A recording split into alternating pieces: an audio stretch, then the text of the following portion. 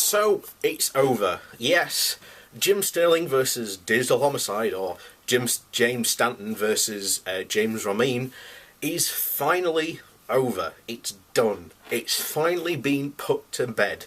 Yes, just recently court document, which I'll leave a link down to below, it's over. there's no more shenanigans that Digital Homicide can pull. The judge has even stopped them from reopening this case. They cannot file charges against Jim Sterling based on their original complaint. But what does this prove from what we said? To begin with, right at the very start of this saga, James Romaine he was out for vengeance.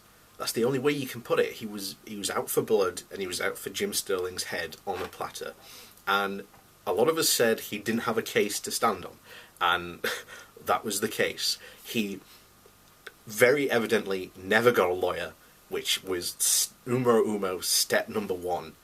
He failed right from the get-go, and it's been very obvious that his understanding of the law is childlike at best, if not even worse than that. So congratulations to Jim on winning. To be honest, it was never in doubt.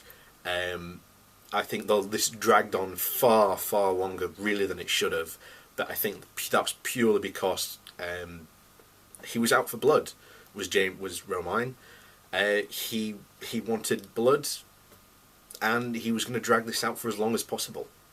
That's why you got an amended complaint, and even this time, there's literally just a short paragraph just saying, case is closed with prejudice.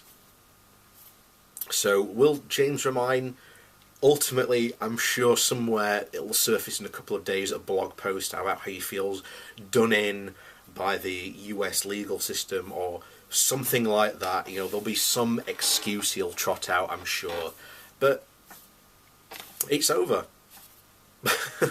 And I look forward to the stories that Jim Sterling will ultimately probably bring forward, because I guarantee you there is probably stuff that has been hidden from public that people haven't known about what's been going on unless they've been directly involved, which stuff will ultimately come out on. So I am fully expecting Jim to do either a Jimquisition on this, or even a separate series on just what went on in these court cases, because if you've been keeping track of this, you know it's been one wild ride after another. But that's over now. But the problem still remains is that the DMC practices of YouTube still really suck. So this isn't the first time this will happen, and it won't be the last time this will happen either. So good luck to Jim Sterling. You know, I don't want to wish commiserations to James Romaine because he doesn't deserve it, and there's nothing else to say than it's over and it's been put to bed.